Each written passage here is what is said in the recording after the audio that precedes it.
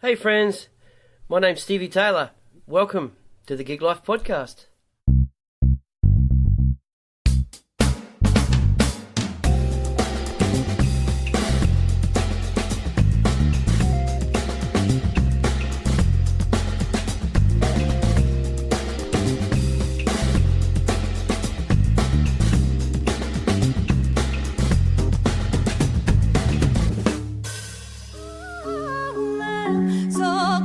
My guest today is Jess Ciampa. Jess is a highly respected and in-demand percussionist and multi-instrumentalist from Sydney. Percussionist for the Lion King stage show, long-time member of Musica Viva, on-call musician for the Sydney Symphony Orchestra, Australian Chamber Orchestra, Australian Brandenburg Orchestra, as well as a highly in-demand session player. You know, I did not realise the power, the versatility and the importance of the good old triangle until I spoke to Jess. Well, that's enough for me for now. Ladies and gentlemen, Jess Ciampa. Cheers.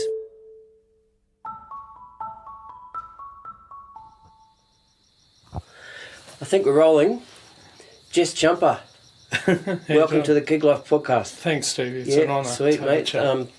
Thanks for coming to the Gig Life HQ, so to speak.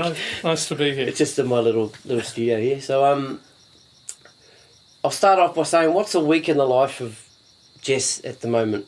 In regards to what you got on and how many gigs you're playing and who you know. Yeah, sure. Look, it varies wildly. You know, like the last couple of weeks, I was building towards a gig with a group called Synergy Percussion. So we did that Saturday. That was fairly intense. There were like 3 days of sort of heavy rehearsals for that. Is that reading? It's a heavy reading gig. Yep. It's like a contemporary classical music ensemble. Yep. Yeah, I was well out of my comfort zone. Right. Yeah, so that was stressing me out, losing sleep over that one for about a month and a half. Oh, before shit. Yeah, it was full on. That's heavy. Really full on. How did it end up? Come it good? It went well. That piece needed like 3 weeks of rehearsing. You know, it was 6 players that don't always play together and pretty heavy, but it went okay, and the audience loved it. Yeah, we were all playing a piece of 2x4 each. That's it, amplified. Really? And like pulling different sounds out of it, and like the thing was all absolutely written out, but all this interlocking stuff, and 4 in one hand, 3 in the other, while this person's doing 5s, and and passing dynamics around. So like a wave. So someone described it like a sound bath. Sound bath, yeah. So very, very trippy sort of thing. And we did it at Trackdown Studios. Yeah. So that big room there, which is great. Yep. So, but in between doing that, a couple of gigs I play bass. A couple of bass gigs, an indie. So the same week we were rehearsing with that, I did a percussion gig with a guy called Luke Escombe, like a weird comedy cabaret show. Played kit with a group called The Nature Strip, which is an originals indie rock thing. Yep. Could You Diggers? That's just straight up. That's just straight kit. Yeah. So, and then I'm singing in a couple of choirs at the moment. I'm having singing lessons. Great. At the ripe old age of 54. So it's really varied. And week on, week off, it's different. Absolutely. Yeah. And how far are you usually booked ahead? I got, Jewish weddings in the book for next July. Yeah, right. So, yeah. Right. Because I know when we were originally slated for tomorrow. Yeah. And then, you contacted me and said, I've got this paying gig and, Yeah. So how often does that happen? Things can come in like a fortnight out. Okay. Generally not much closer than that. Yeah. Okay. But I don't think I've had a Friday or Saturday night off for 2 or 3 years. Yeah, it's been pretty solid those 2 nights anyway. That's cool. Yeah, it's good. Yeah. Okay, well, let's roll right back to the start, man. So, with your surname Ciampa, that's Italian. Yeah. Were you born in Italy, or are you from? No, I was born here. Born in Australia. Yeah. My folks came out in the early '60s. Yep. They met here, even though their villages are like 10k apart in Italy. Yep. And I was born and raised in Fairfield. Oh yeah. Yeah. So lucky to be alive. Yeah. Awesome. But it was good. It was like a Catholic boys' school, low end sort of, and heaps of musicians came out of that school, and music journalists, and all sorts of interesting people. Cats that are still around today, doing stuff today? Yeah, absolutely. Yeah, there's a guy, the Nature Strip I mentioned, the guitarist in that, we've been playing music together since primary school. Oh, cool. Yeah. That's awesome. Yeah, a couple of guys 2 years ahead of me that I work with all the time, and yeah, it's really good. That's really cool. So, a musical family, mum and dad? No, not really. No. My first musical memory I have is my Uncle Vince playing Beatles songs, in his room, and me thinking, man, that's great. I'd love to do that. You know. So rock and roll was this? Yeah, it's sort of pop. My grandfather was into Italian opera. He played a bit of mandolin, which was pretty funny. Yeah. Yeah. And when did you first pick up an instrument? Was it trumpet the first thing? No, guitar. Oh, guitar. Okay. So right. I was in year 4, and just they needed people to play at mass, so we learnt 3 chords and away we went. Yep.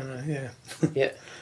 And so then I was trumpet in year 7, and then all that time we had a great bandmaster at school who just gave us like free rein in the band room. You could go in there any time. Half the time you'd be skipping maths and you'd be in there sort of jamming. Yeah. So there was always a kit in there, and so I taught myself kit and plug in and play bass. Yep. And at the same time trumpet. Yeah. Yep. So it was a bit of a multi-instrumental thing. Yeah, that's happening. cool. And when did the formal stuff come in? I had a guitar teacher, but it was pretty simple stuff. Probably the first formal lessons would have been on trumpet. I was going into the con and having lessons there. Okay. Yeah. Yep. And then it was sort of weird. I got into the con on trumpet as a trumpet major, and then sort of hit a wall and just wasn't getting any better. What year was that? I mean, nuts.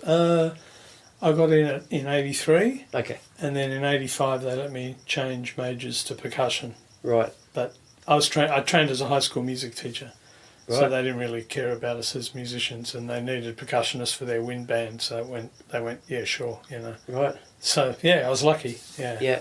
But I didn't touch timpani or vibraphone or any of those instruments till I was about 22. Right. So it was very late.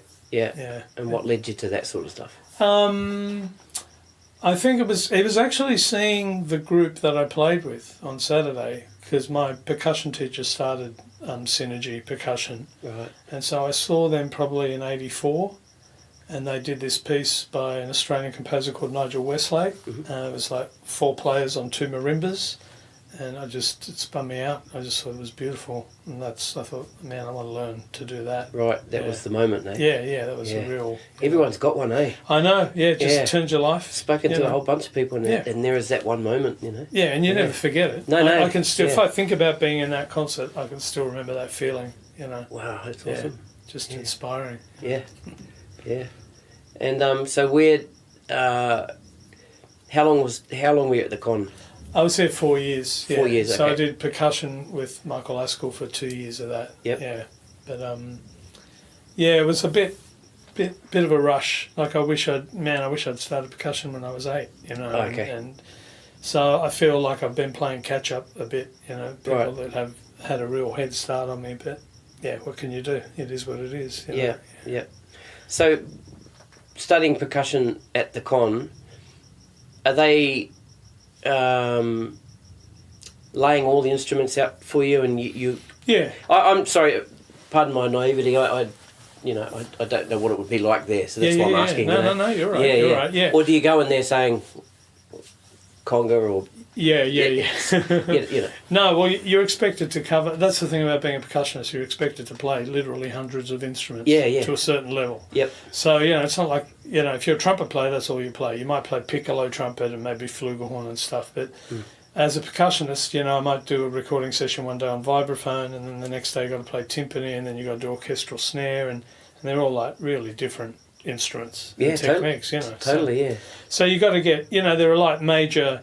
You work on mallet instruments, so that covers glockenspiel, xylophone, marimba, and vibes. And you do timpani's like a whole separate animal, and then snare drum, orchestral cymbals. And then there's like all the small instruments, tambourines, castanets, triangle.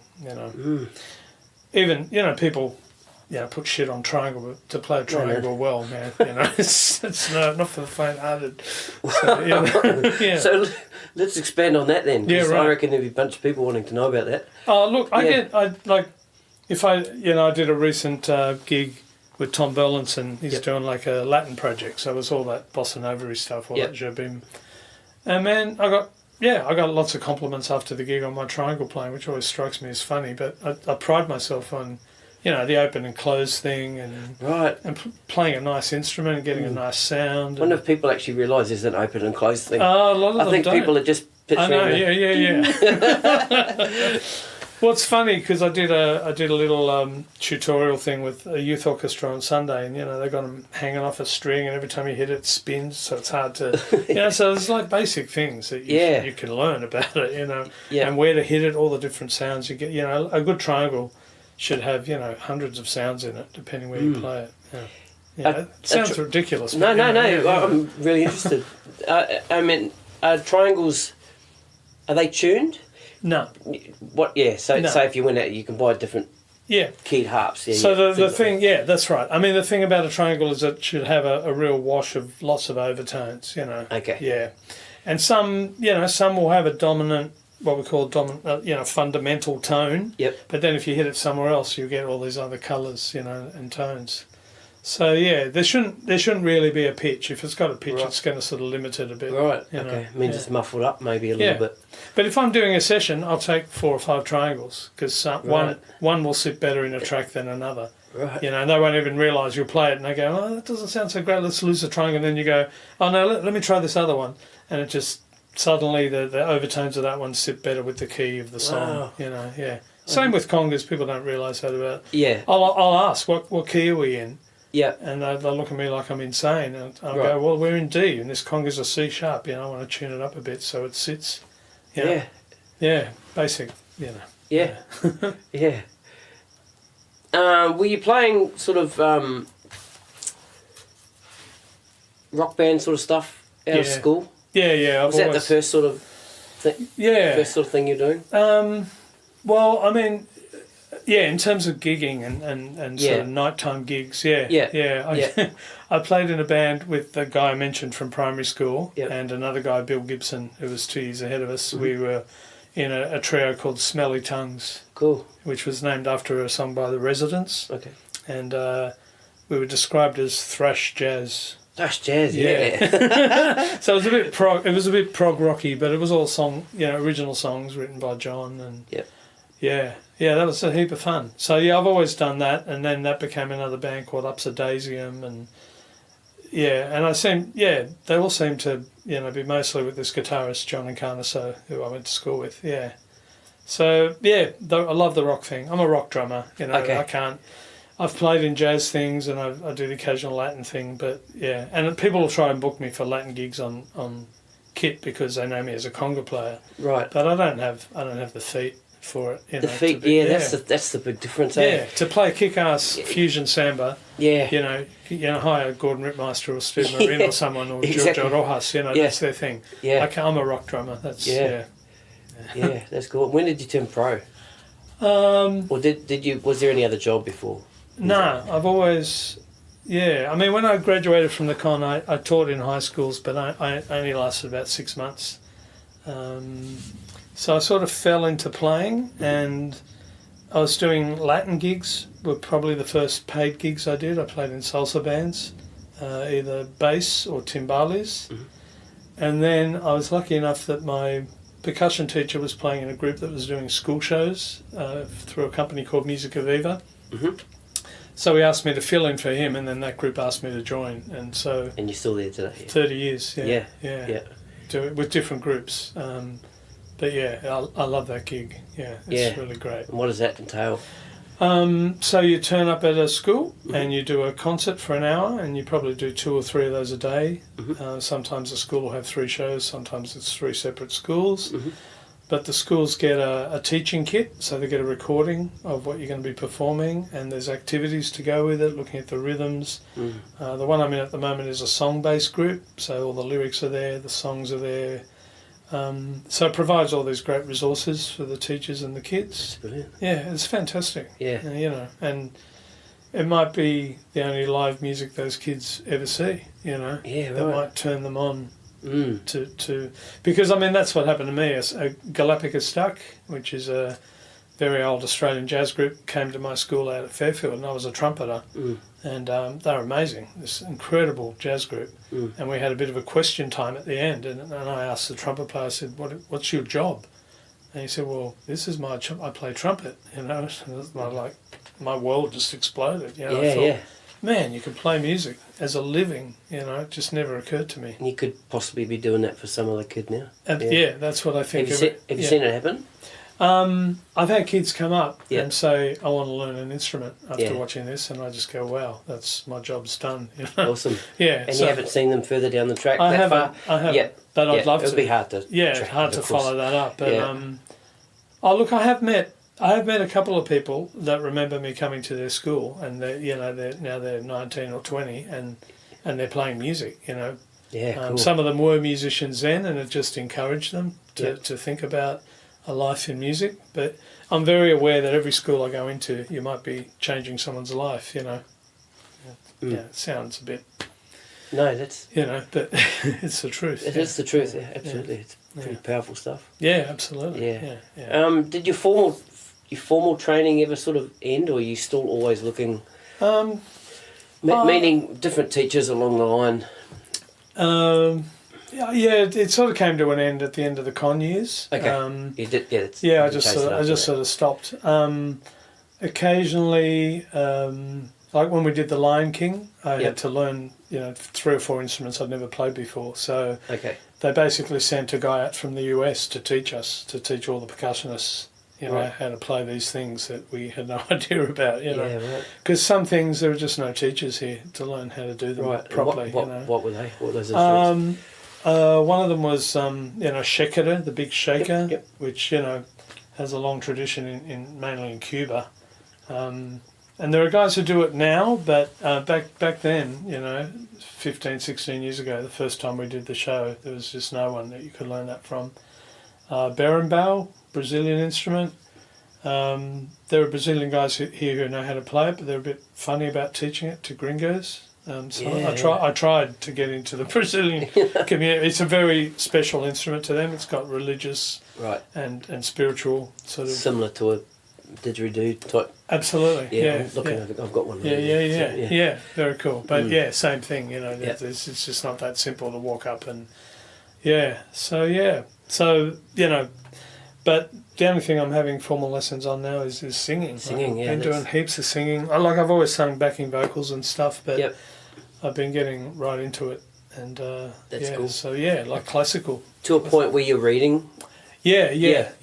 So we're doing, sight reading stuff and learning Italian arias, and it's been good for me. Yeah, I think that's incredible. The whole reading the notes and singing the notes, as opposed to everything else. You can see it. You can see it. You know where it is by looking over there. But whereas it's incredible. Yeah, the voice is amazing. Yeah, and a lot of singers, like a lot of opera singers, can't actually read. They have people called repetiteurs, so they go into a room with this piano player and he just constantly bashes their line over until they learn it from memory. So it's good. It's good to be able to sight sing, to actually just get used to the intervals and know what the jumps are, and so it's So just on that a little bit, again, excuse my no ignorance on it. This is how we learn. Finding your... So do you have like a middle C type, like in your perfect instrument pitch thing? No. type thing? Well, what I mean was, like when you go to a piano, you've got your, and you know what that sounds like every time. With your voice, do you have that note, and do you know what it is? So if you're looking at the notes... no, not really. No. Okay, I mean, that's... So you need to hear somebody play the note. I can generally... I know the limit of my voice, so I know, a G at the bottom is where the bottom... But that changes every day, of course. Today was a crappy day with air quality. Oh, yeah. That affects your singing, right. So... No, people with perfect pitch do that. People that have perfect pitch, you ask them to sing an A, they sing an A. I can't do that. But once I've got the piano happening, or someone just gives me a C, I can find a G from that C, or a B flat, or whatever I need. Right. Whatever the song. Yeah, I just thought, was it something that you can just call it? Yeah, that's pretty amazing. No, I can't do that. Yeah. I mean, it'd be a handy thing, but a lot of people, it's a bit of a curse. Like I have a friend who has it. I remember watching her rehearse with a choir, and she was like in pain, you know, like wincing. And I said to her later, "What's up?" She goes, "Oh, couldn't you hear it? The whole choir went like a quarter tone flat." Oh, It's yeah. like, man, I can't hear that, but she can, you know, and it just caused her agony, you know. So She couldn't adjust. no, well, the choir goes, what can you do? You've got Yeah, 20 yeah. other people singing out of tune. You can't fix that yourself. Yeah, So just, yeah. So I think it's a bit of a curse in a way. Yeah, right. Yeah, it's fascinating. Yeah. Let's go back to Lion King, because I wanted to ask you about Sure, that. yeah.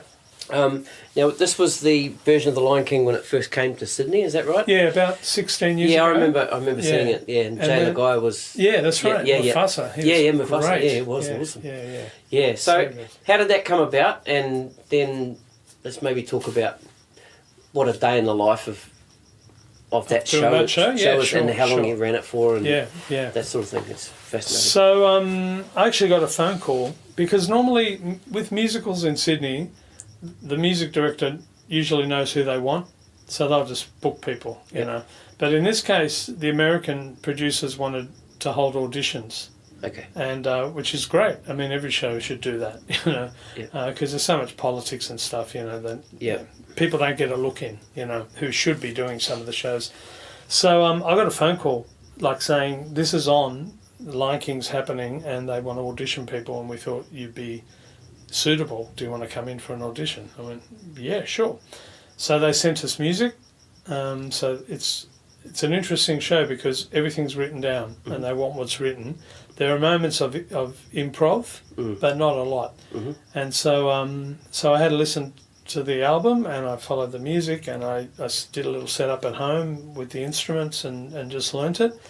And then we went in, and there were about they did it over 2 days, and each day there were like 8 people auditioning, and it was very interesting. There was a bit of psyching out going on, Of course. which I've never sort of experienced before. Yeah. There were a couple of African dudes who are amazing djembe players, like could play rings around me, but don't read and don't follow a conductor. So they were looking for, like, the skill set was really, you know, broad. Like you had to. So, for instance, you know, I had one of the djembe dudes came up to me and said, noticed the music under my arm and went, "Oh, Jess, you're a good reader." And I went, "Oh, yeah, you know, I studied." And he said, "Oh, I cannot read, but I have the African feeling, and that's what they're looking for." I'm like, "Oh, man, come on." Okay, you know, all that sort of stuff was going on. Yeah, right. Anyway, so this dude, the first thing we had to do was play Circle of Life, you know, that song. So it starts with a shaker, you know, so you go chick, chick, chick, chick, and then with your left hand you got to go on a big African jun, you know, goom, ba, ba, on the djembe. Yeah. This guy had never played shaker in his life. Right. You know, so this is going out the window and his left hand sort of, you know, and it was, so I thought, yeah, well, that's great. There's one gone. Yeah. Next, you know. Next, yeah. And I mean, it's interesting because I think what won me that gig was my shaker playing. Yeah. Like that, we did a song called Shadowlands. A lot of it's just the voice and the shaker. You know, one of those little LP barbell shakers. And so the conductor, you know, was conducting it, and he sort of looks at me and he moves the conducting to slow down a bit just to see if I'd follow. And I went with him, and then he sped up again, and he smiled at me, you know, and I thought, oh, well, that's a good sign. That's a good thing. That's a good sign, Yeah. you know. So a lot of that show was, you know, the little stuff, the shakers and the shekere and you know, because like I said, I'm not a djembe player, like I'm a conga player, and timbales and stuff, but there was a fair amount of djembe in that, and that's not really my thing. I got by and I was fine, but so I got through the next round of auditions and then the next, and finally got offered the gig. Great. Yeah, it was a hard slog, like talking about, you know, a day, a week in the life of that show, because it was 8 shows a week, and I didn't really have the hands for the djembe. Yeah, right. So I was really lucky because they actually let me do in that show what they do in New York and London, which is you're allowed to take half the shows off a week and do other gigs. Now that doesn't happen in any. That's why I haven't done any shows since then. I get offered stuff, and then I say to them, "Oh well, I need this date off because I got a gig with Jeff Duff, and I need this. I got a tour here." And oh no, you can't take any time off. Yeah. It's like, dudes, you know, it's ridiculous. Yep. And so in Lion King, I had 4 other guys who could fill in for me that they were happy with, and it's like, you know, everyone needs to relax. And So you were the number one. They dipped for you. Yeah, Yeah. yeah. So we all, Yeah. and the other. So there were two percussionists That's that, it, yeah. that were up in boxes, like the audience could see us. We weren't in the pit with the rest Oh, of the right. band. Yeah, so we were visible and we could see the show. So it was part of the colour and movement, right. man, to Okay. have all this stuff up there. But you know, they just. I've seen the New York contract, and the reason to give, you know, you can take 45% of the shows off and keep the gig. And the reasons are A, to relieve boredom, B, to share the work around. Is that what it says in the contract? Yeah. To relieve boredom. That's Yeah. brilliant. To C, to keep, you know, in case of an emergency, there's people that know the thing, you know. Yeah. Like when I got asked to do the Carole King thing, and they wouldn't let me, you know, take this, so I couldn't do it. But I said to them, what are you going to do if the drummer gets sick? Yeah. You know, and you don't have a kit player to come in and do the show. I mean, it's just ridiculous. So that's my problem with shows in Australia. Right. You know, so I'd only do, because I'm a freelance player. You know, there are guys who go from show to show to show. Like there are percussionists who just spend their whole life going from musical to musical. But Yep. I'm not one of those guys. Yep. So I've got to keep my freelance work alive, and The Lion King was great for that. You know, and you know, gave a lot of other guys work, and Yeah, that's you cool. know, it was good. And I got to save my hands because it was a killer. Yeah. Like I go home from a show and put my hands on ice so I could Oh, move wow. them the next day. Because Yeah, I just don't have.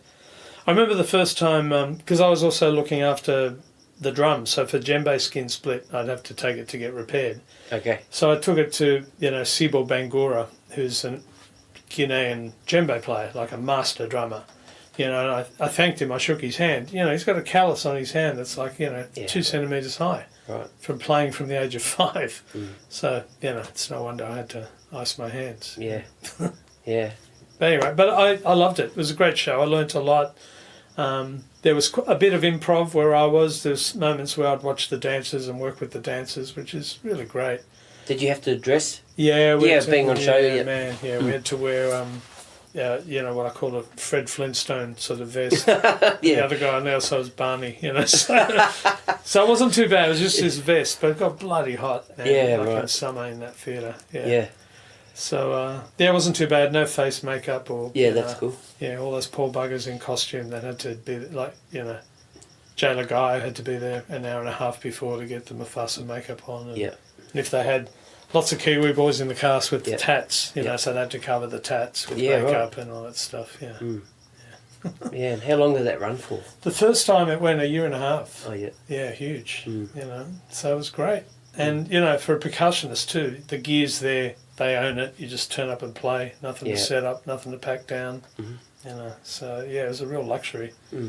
Yeah, no, I loved it. I really loved it. And then the second time it came back about 5 years ago, it did. I think about 10 months. Yeah. And Yeah. you were on it again? I did it again. Yeah, right. Yeah. Was it the same bunch of guys in the band? No, different players. Different kit player. We had Jamie Kastrousos. I don't know if you know Jamie. Steve's told me about him. I've you- contacted yeah. him. We're going to Yeah, you should have a chat. We're going to catch up. Yeah. Beautiful drummer, Yep. really beautiful drummer. But Dave Stratton on bass, same bass player. Yeah, a few different players. Yeah, but yeah, good fun, really good fun. Yeah. Yeah, I loved it. Yeah, that's cool. And you've done some movie soundtrack stuff Yeah, as well. yeah. We'll talk a little bit about that. Yeah, sure. What tracks? What sort of? Oh look, I've done hundreds, and most of them, most of them I can't remember. I did one last week at Trackdown Studio. They're always exciting. It's always fun to play. Yep. Different quality of composers. So you go in sometimes and it's just clear they've got no idea about writing for percussion, and you sort of just get through it. Yeah, right. And then other people are fantastic. Did Australia, the Nicole Kidman film, and that was David Hirschfelder, who's used to play with Farnham, and great composer, writes really well for percussion.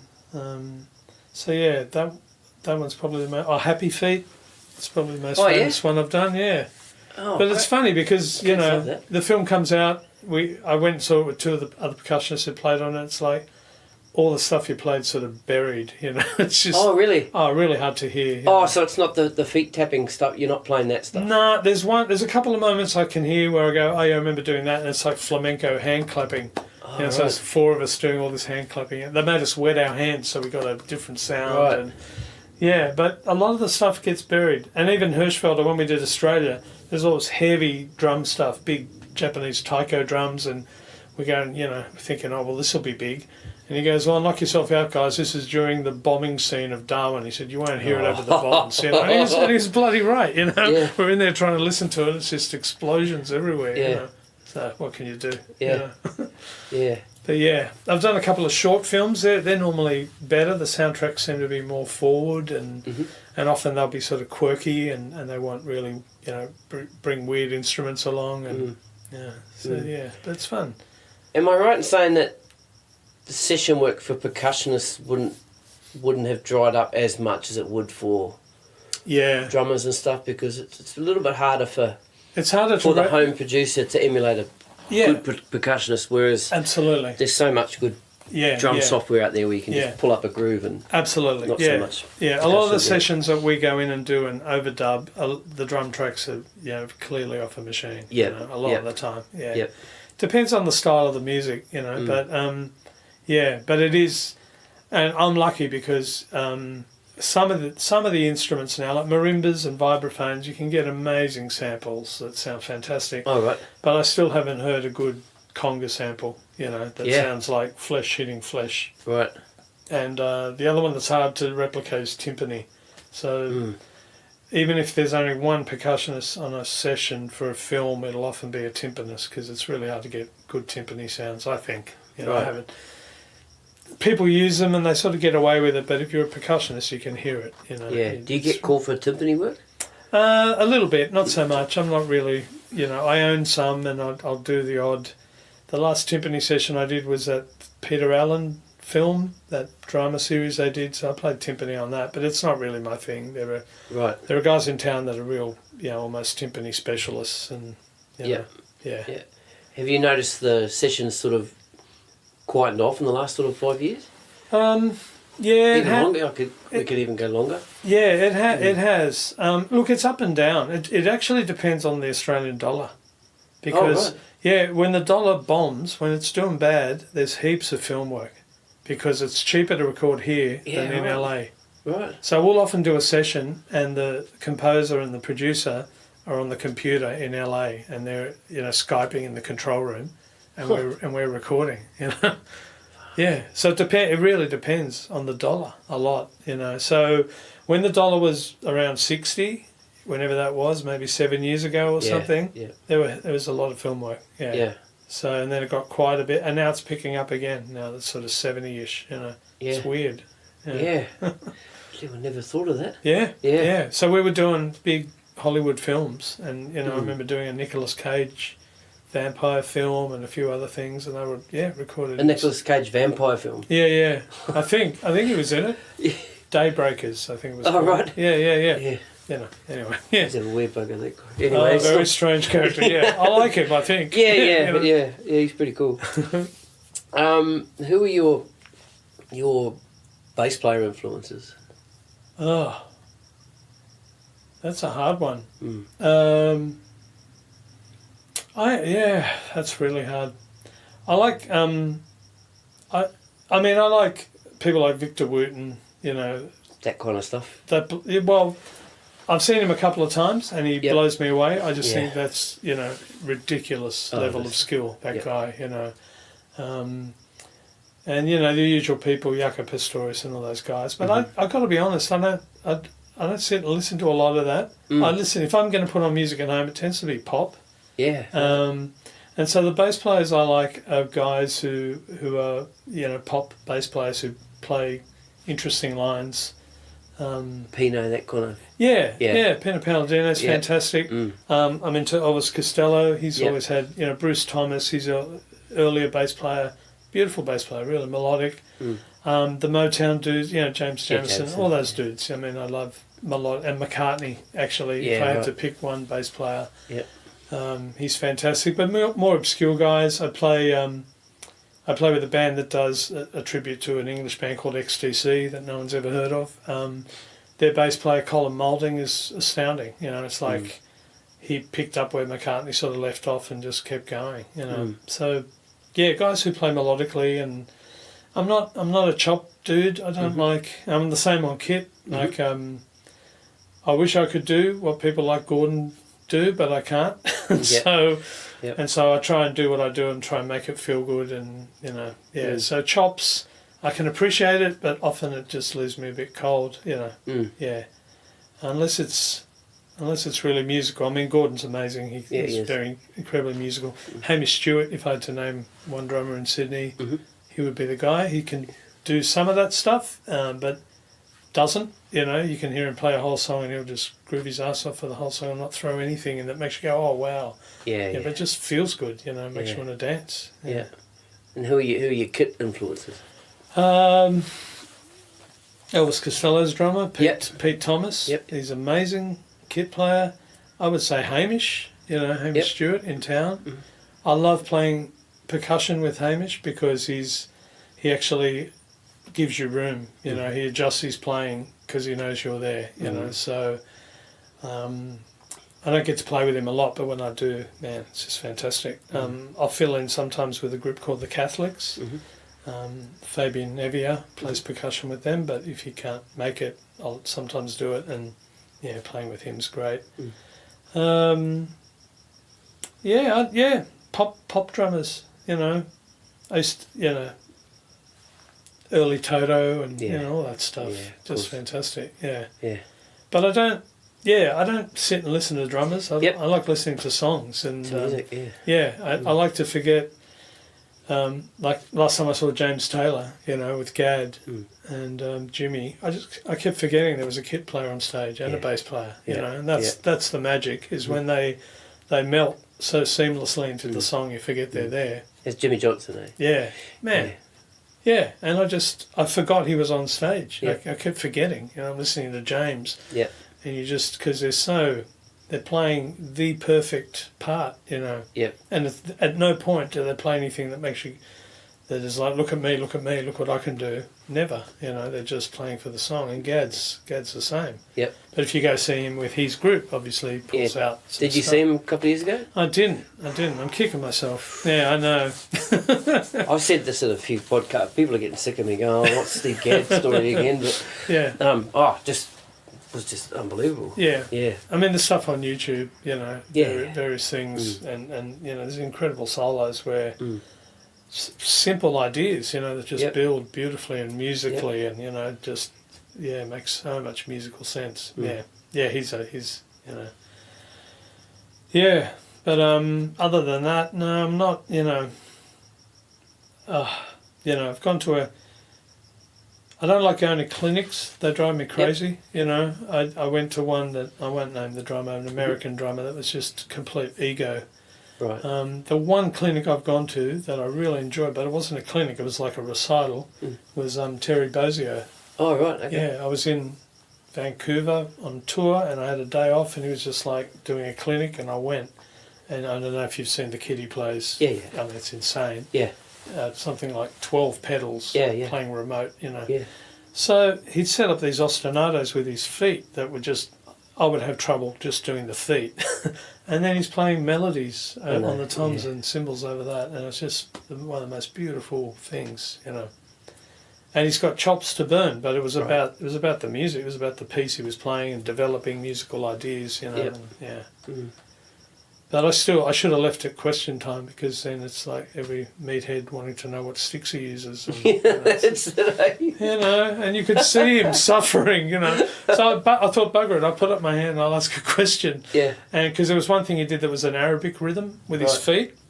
And so I put up my hand and he goes, and I said, that rhythm you played, ballady, with your feet, did you learn that first on Darabuka, or did you just apply it immediately? And he said, oh, thank God. And then, went off for like 20 minutes. Great. Yeah, so it's like great. Yeah, it was fun. Yeah. That's really cool. Did you see when Dennis Chambers came out a few years ago with the Santana percussion? No, man. Yeah, that was ridiculous, I would imagine. Yeah. So, touring, have you done much... Do you do much touring these days, and did you do touring when you were younger? And who with? I did. Most of my touring was probably 5 years ago as part of a group called the Spaghetti Western Orchestra, which was a 5-piece group. Most of the guys were from Melbourne. Yep. I was filling in for a friend. So we did we toured Europe, maybe sort of 4 months at a time. Oh, yeah. Or 2 or 3 months. Most of the touring I do now is for Musica Viva, doing school shows. Yep. So you go and you do, like this year we did 3 weeks in the Northern Territory and 3 weeks in regional Queensland. Next year, I think, not much touring. We got a month in Tassie. So, so not a lot. I haven't done a heap. I'm not one of these guys that goes out for 3 months at a time with a rock band sort of thing. I haven't done, anything like that. I don't know how I'd stand up to that. Yeah. The school show thing is at the most like 3 weeks, and that's sort of, once you get into areas where there's no decent coffee, I start to lose it. And there's only so many steaks you can eat night after night. Yeah, right. Little chicken snitty. Oh man, the chicken snitty. I miss my Sydney food. Yeah. I noticed on Facebook the other day, this is kind of not really about your career, but you went and saw the David Byrne. Yeah. Oh man. Yeah, you want to talk about that? What a show. I read some reviews. Yeah. that guy totally, he just totally deconstructed what a gig is. You know? Yeah. Like it just, it was like a bare stage, like a box, and there was this metal curtain on 4 sides, the back and 2 sides, and every single instrument in that group, so there were no instruments on stage, every instrument was portable. Mm-hmm. So this poor guy with a synth, like on a harness. Yeah. And I think like 4 percussionists, a bass player and a guitarist and himself. That was it. And so they were all wireless mic'd. And so all the grooves were built between 4 or 5 people. So one dude would have like a bass drum part, that's all he'd play. Another dude had a little setup with a hi-hat and a snare. Another guy had a tom, a detuned tom. And they're all in grey suits and barefoot, and there was all this bloody and there were 2 backing singers, and there was just this, everything was choreographed, so the hit a section of song and the drummers would split and form little formations, and it just looked amazing. The sound was great. Like I was thinking, oh man, there must be some stuff on tape, like they must have click, and but at no point. Actually, there was one point where I heard a little hi-hat thing, and I thought, oh, no one's playing that. And then my friend who was reviewing it mentioned later there were people behind the curtain that were playing that weren't on stage, and he was right. So, and Dave Burr made a point of saying, I just want you to know that everything we're playing is live. It's all produced by these people. There's nothing... people think, they see the show and they think we're playing along with stuff on tape. But it was just phenomenal. And 3 of the percussionists were Brazilian dudes. So they're playing, at one point there were 3 of them playing berimbau and beautiful pandero techniques. So they've got some serious chops, there's huge shakers, there's bloody a mammoth things, It just sounded beautiful, and he took, there was a lot of talking head songs, much more than I was expecting. And just reconstructed, and lighting was simple. At one point they pull this light across the stage that just throws these amazing shadows everywhere. I mean, just, simple ideas, but really beautiful, and just such a change from the average, drum kit, stick this here, and this dude plays guitar, and and there's amps everywhere, and so it was amazing, So I salute that guy. I mean, he's always, I got an album of his with a female guitarist singer called St. Vincent, and it's just the 2 of them in a brass band, doing pop songs, and it's amazing, just to hear that these, I don't know how old he is, but the fact that he's still sort of pushing it, he could happily just play with a rock band to sing, Probably doesn't have to play at all. No, exactly. But the work that had gone into this thing, like just the choreography, especially the 2 backing singers, man, they never stood still. They were doing stuff with their hands the whole time, like in perfect sync. So, it was beautiful. I'm glad I went. Changing the game a little bit. Yeah, absolutely. Yeah, totally different game, that no one's playing. Yeah. Good. Yeah. You played with the Sydney Symphony Orchestra. Yeah. Yeah. What capacity was that? So I'm on their casual list. Oh, yep. Yeah, and so I'm on casual with them. I do some ACO, Australian Chamber Orchestra, and Brandenburg Orchestra. So, basically they got a list of players, and then so there's regular players who play all the time with the orchestra. I think there's 3, and a timpanist. And so if a piece of music needs 6 players and they think you're suitable for what they're doing, you'll get a call, and if you can do it, you can do it. So I tend to get called. It's funny because there was probably a 20-year period where I didn't play with them at all. And that's fine because I don't have the orchestral chops. Like there are guys coming out of the con that's really what they're training to do. And that's what do you mean orchestral chops? What? So, people that have spent 8 hours a day practicing orchestral snare drum, and practicing getting good sounds on cymbals and bass drums and can sight read anything on xylophone. I never sort of did that. I can play those instruments, but not at the level these dudes can. So I tend to get called in now because the orchestra's doing a lot more commercial stuff. So it'll be the Sydney Symphony Orchestra with Eskimo Joe, or it'll be they'll do film things. So they'll do the 3rd Harry Potter film. They'll show the film behind them, and they'll do the score They live. did the Star Wars thing too, not Star Wars, that's right, yeah. So those things, they're commercial successes. We did like 6 Harry Potter shows. And, off every movie. And, and they sell out. They fill the opera house, and they're great. They're fantastic. Of course, yeah. And good music.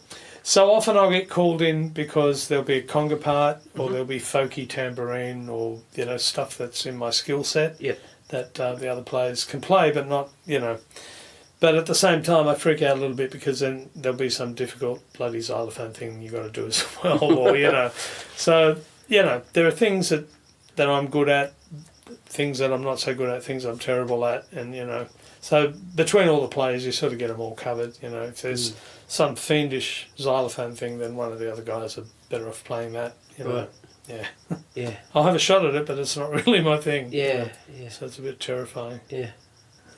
And did you ever think about some stories you wanted to tell? Oh, I couldn't think of anything. Couldn't you? Steve. No. That's all good. No. I mean, no, nothing really. No, that jumps out. That's cool. Yeah.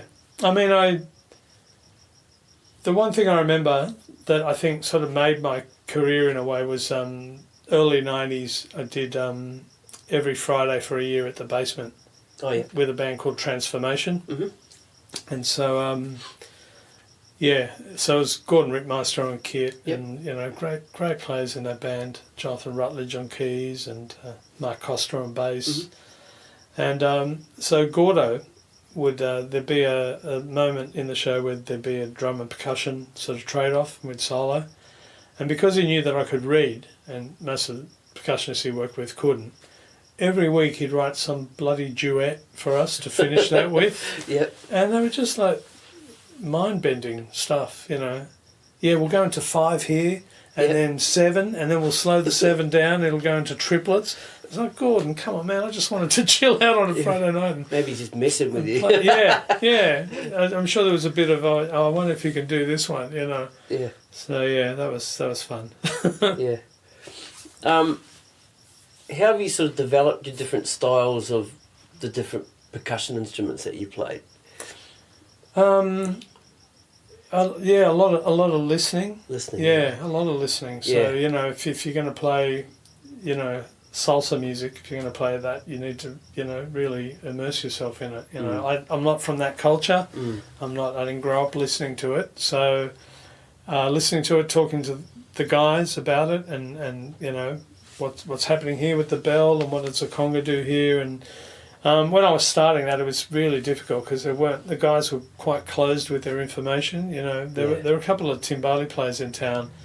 I'd go to see them play, and they'd be playing, but then if they spotted me in the audience, they'd pull all their playing in and just play really simple and not. Really? It was really weird. Yeah, I mean that's all changed now. People like Fabian and Giorgio and Steve. You can ask those guys anything, and they're very generous with their information. But it wasn't always like that. So listening, trying to talk to these guys. If there's an instrument I can't play, I'll go and have a lesson on it. If there's someone who can teach me, that's cool. But again, it's really hard. There are some, because I'm Italian, I wanted to get into. There's these southern Italian folk tambourine styles, but there's no one here who plays them. And listening to recordings, you can't really tell what they're doing. It's this big triplet thing. And so I had to wait till a guy came through town called Glenn Velez, who's this monster frame drum player. And so he did a masterclass, and I asked him, I said, do you know much about tarantella tambourine. He went, yeah, what do you want to know? Calabrian, Sicilian, Neapolitan? And oh, thank God. So I had a lesson from him, found out that they do this weird flipping thing. I mean, unless someone shows you that, how the hell would you know? Yeah. It's sort of cool now with YouTube and stuff. Yeah, but right. back then, I mean, this was pre, Yeah. So now, this is a good thing, if you've got to play. I mean, occasionally there'll be instruments I don't even know what the name is, and someone says, oh, you've got to play this, and I'll go put it into YouTube and say, oh, right, okay, it's this weird-ass shaker that you play, But even then, you've got to spend bloody hours, learning. So it's hard, and I draw the line at some things, like if someone asked me to play, Persian duff or something, I'll look it up and I'll go, okay, well, that's, to play like that, that's a lifetime. Or tabla, for instance. Right? I don't play tabla. I bought some in India on tour. They haven't been out of the bag. It's another language, isn't it? It's a whole other life. It's a lifetime, man. Incredible, yeah. You spend the first year just making tea for your teacher, Yeah. And then you spend the next 3 years learning to say, da, da, da, da, da, da, all the bowls, Then you learn the first sound. And it's like, man, I haven't got, that's... I've got a couple of hours. I've got to that's right, yeah. That's right, give me the abridged version. Yeah. So. Yeah, all right. So what's the next 12 months got in store? Well, it's. I always think January's going to be slow, but January's filling up. It's it's sort of good. I get a bit nervous, but all right. So what have I got on tomorrow? I'm playing. We do a Bowie show with Jeff Duff. It's Unzipped, is it? Unzipped. Yeah, right. Yeah. Yep. So that's sold out tomorrow night at Camelot Lounge, which is I love playing with Jeff, and it's a great band. We've got Paul Burton on guitar tomorrow night, and Glenn Rhodes on keys, and so that's that. So how deep into the Bowie stuff do you go? We go up to the current album. Oh yeah. And really far back. Yeah. So it's a real mix. Okay. Awesome. Of stuff. Yeah, it's great, and that's just kit. So that's fun. Sunday I've got a... How do you pull off the Mark Juliana stuff? Oh man, you got to be kidding. Yeah, we don't do the first track on Black Star, that's for sure. Man, the first time I heard that track I had to hold on to something. Yeah, I know. I thought, where's he putting that snare? I know, it's incredible, eh? Yeah. You can't lock it. You can't lock it down. No, it's an offbeat semi-quaver thing. Every time. And the thing I really love about that is that any other artist, some producer would have said, "Oh, you can't play that. You can't." Yeah. And Bowie just would have gone, "He can play whatever he wants. This is why I got this guy That's here." Why we got these guys. That's right. Yeah. Yeah. So the only track we do off the last album is Lazarus. Oh yeah. And it doesn't. I mean, it's still got chops in it when it opens up, but I just do what I do as much as I can do. Yep. That's a great track to play. It's and such an emotional song. The lyrics in that track. Oh, man. So but that's something was going on, didn't he? Oh man, absolutely. Yeah. So very sad. Yeah, for sure. So and then with Duffo in about a month's time, we're doing a Lou Reed show. So there's a few tribute things. I play marimba in a band that does Herb Albert and the Tijuana Brass. So Spanish Flea and Tijuana Taxi and all that. That's a lot of fun. Yep. Not so much originals project. The Nature Strip's gone on a big break. It's just been hard getting people to come and hear original rock music. It's really difficult. Yep.